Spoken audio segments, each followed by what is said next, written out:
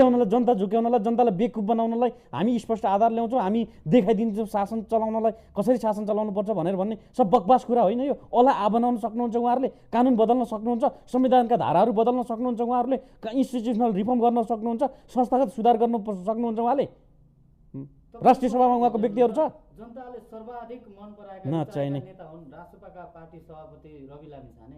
मन पराउनु एउटा कुरा हो, नेतृत्व गरेको पार्टी यस्तो हुन सक्छ। मन पराउनु एउटा कुरा हो, तर देश चलाउनु एउटा कुरा हो क्या। यिनीहरू दुईटा फरक कुरा, दुईटा छुट्टै छुट्टै पार्टहरू हो। यिनीहरू एउटा देश चलाउनु छुट्टै कुरा हो, लोकप्रिय हुनु कुरा हो क्या। पपुलिजमको एरामा त तपाईँको पपुलिजमको एराले कहाँ पुग्यो हामीले हेरेका छैनौँ।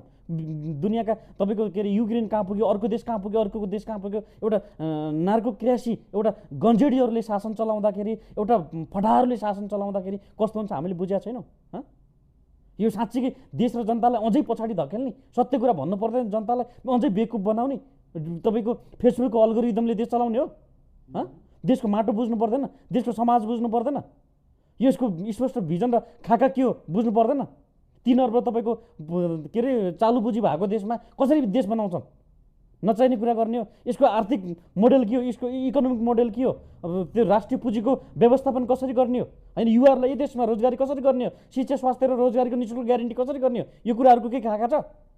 केही खाका नभइकन जनतालाई त्यत्तिकै हुल्लडबाजहरूको अगाडि बढ्सेर बहुमत ल्याउँछु भन्ने नचाहिने कुरा हो। तपाईँले यस्तो आरोप कसरी लाउँदै हुनुहुन्छ राष्ट्रपतिमाथि? मैले कुनै व्यक्ति र पार्टीमाथि आरोप लगाएको होइन। सत्य कुरा नेपाली जनताले बुझ्नु पर्यो नि त। नेपाली जनता जबसम्म नागरिक हुँदैनन् तबसम्म यी झुक्क्याउनेहरूले नै शासन चलाइराख्ने हो, होइन? यो कुरा बुझ्नु पर्दैन। मैले कसैलाई व्यक्तिमाथि कसैलाई आरोप लगाएको होइन। साथीहरूले कसैलाई भन्लान् राष्ट्रपतिमाथि आरोप लगायो, कुनै व्यक्तिमाथि आरोप लगायो, मैले कसैको पनि आरोप लगाएन। मैले सिस्टम विरुद्धको लड्यो। हामीले जेएनजी आन्दोलनमा सिस्टम विरुद्ध लडेका हौँ, कुनै व्यक्ति विरुद्ध हामीले लडेको होइन। सिस्टमलाई व्यवस्थित बनाऊ, सिस्टमलाई राम्रो बनाऊ, सिस्टमलाई उन्नत बनाऊ, ताकि सिस्टम व्यक्तिको हातमा नपरोस्, सिस्टमको हातमा व्यक्ति परोस् भन्ने कुरा हो। सिस्टमभित्र, सिस्टमको दायराभित्र व्यक्ति पऱ्यो भने तपाईँ रहँदा पनि नरहँदा पनि, म रहँदा पनि नरहँदा पनि सिस्टमले काम गरिराख्ने कुरा हो।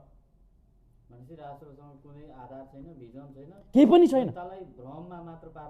अल्गोरिदमले देश भन्छ भने, अल्गोरिदमले देश भन्छ। अब यस्तै हो भने त केही समय राष्ट्रपालले जनतालाई त रणभूमिमा घुमाइराख्ने रहेछ। जबसम्म होइन, मैले राष्ट्रपा मात्रै लक्षित गरिनँ, मैले कुनै पार्टी विशेष पनि लिइनँ।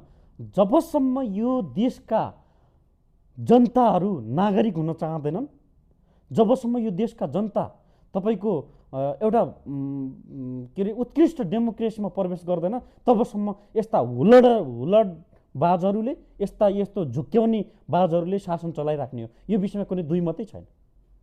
अब म विषय चेन्ज गर्छु। जस्तो जाँच आयोगले बारम्बार म्याद थप्नुको कारण के हुन सक्छ? सरकारले जेएनजीलाई बेवकुफ बनाएको हो कि, अथवा शहीद र घाइतेहरूको रगतमाथि होली खेलेकै हो त?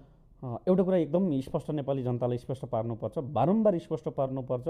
मैले व्यक्तिगत रूपमा 1933 जनालाई मैले जेलबाट, थुनाबाट निकालेको छु। एउटा म मात्रै पात्र होला स्वयं जेएनजी आन्दोलनमा लाग्ने, जेएनजी आन्दोलनमा निस्वार्थ रूपमा लाग्ने, निस्वार्थ रूपमा देश परिवर्तन हुनुपर्छ भनेर खाका कोर्ने, ती भित्र बसेका युवाहरू, त्यहाँभित्र बसेका जो घाइतेहरू हुनुहुन्छ उहाँहरूलाई निस्वार्थ रूपमा बाहिर निकाल्नुपर्छ भन्ने एउटा पात्र म मात्रै होला क्या।